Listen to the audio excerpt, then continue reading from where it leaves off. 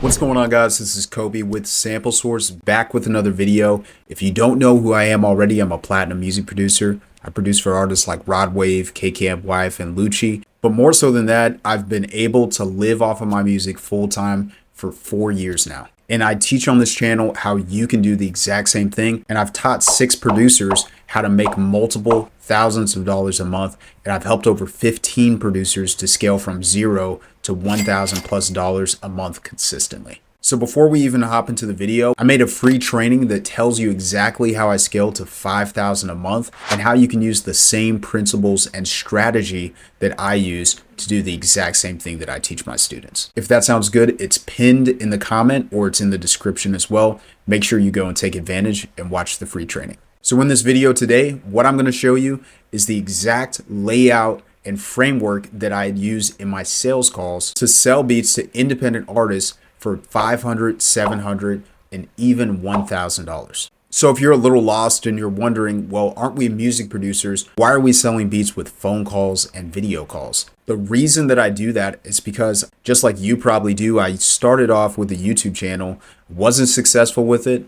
And nowadays, what I do so that I can earn a living is I message artists on Instagram or I post content to attract artists. And then I move them from a DM conversation to a phone conversation or a Zoom call. So on this call, what I'm able to do is figure out exactly what the artist needs and collect payment on that call if everything sounds good and the artist wants my beats. Cool, so I'm gonna break out the whiteboard here today and we're gonna go over the framework. So the first thing that I do before I even get them onto the Zoom call is I'm going to send them over a form.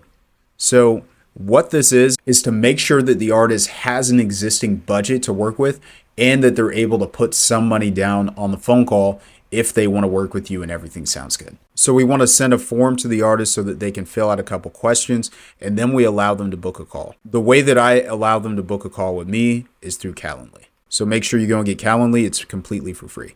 So secondly, after we've done that and we've set up the call, the artist actually shows up and we're talking to them. So before we sell them on anything, before we dive into pricing or anything like that, what you want to do is frame the call.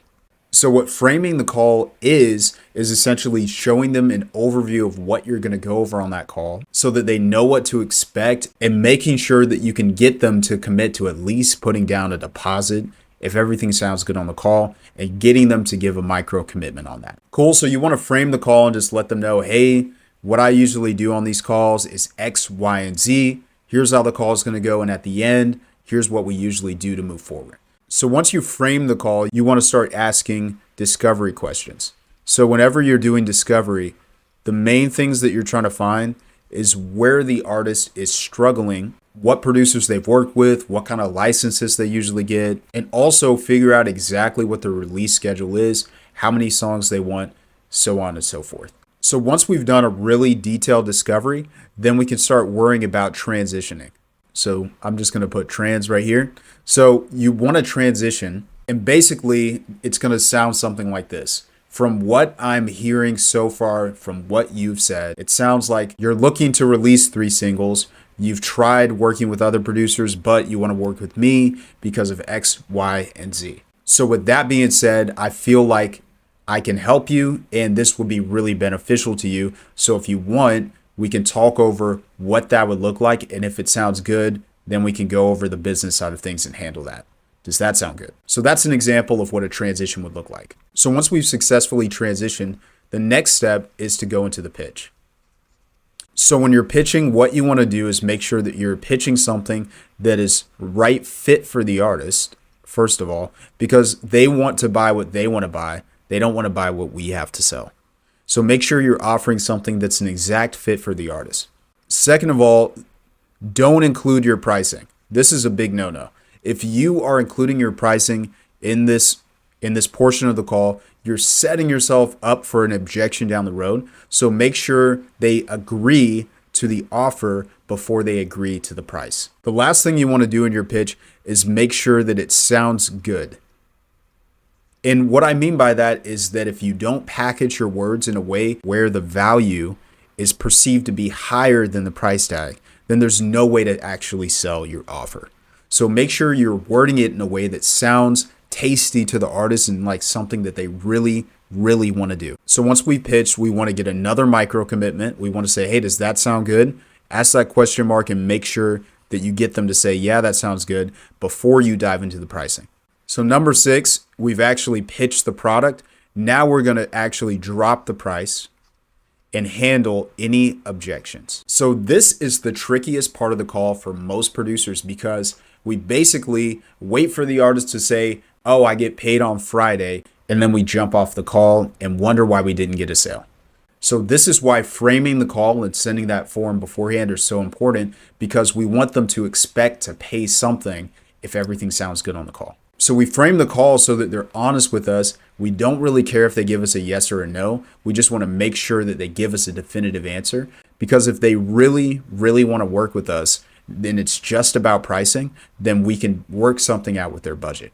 So here's what you want to do. You want to drop the price, and then you want to be completely quiet and wait in that awkward silence until they come up with an objection. So they'll say something like, you know what, 500 is a lot of money. I know you're worth that, but I don't have 500 right now. So if they say something like that, essentially before you say, oh, but we can do a payment plan, or we can do this or that or the other thing, what you want to make sure is that price is the only thing that they're worried about, because they may have an objection in the back of their head where they're uncertain that what you're offering is even helpful to them. So uncovering what the objection actually is important, and you need to tie that down before you move on to handling money.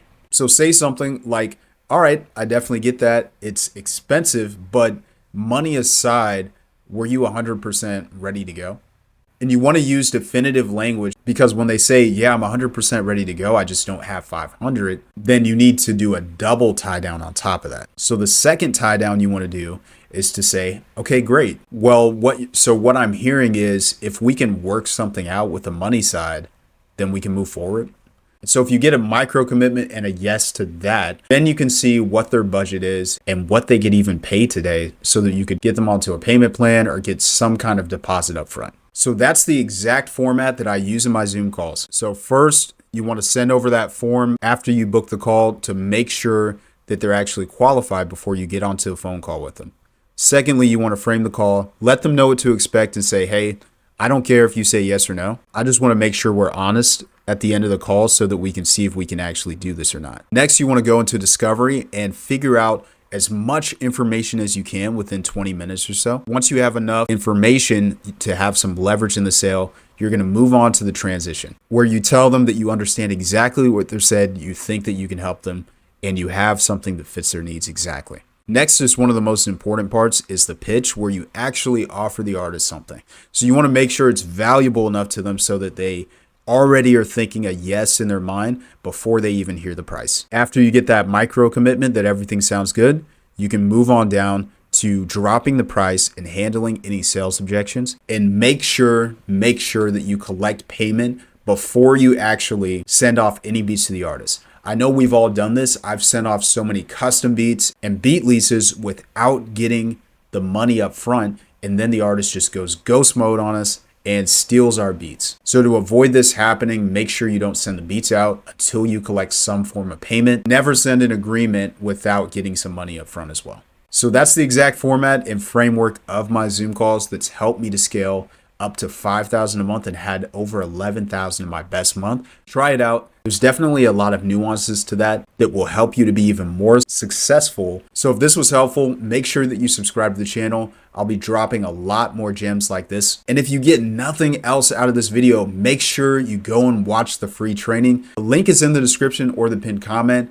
Watch that training, and that will give you some more insight into how I'm able to scale to 5,000 a month without putting in more effort in my business. And I'm able to only work 6 hours a day and make a really comfortable wage. So go check out the free training, and I'll see you guys in the next video.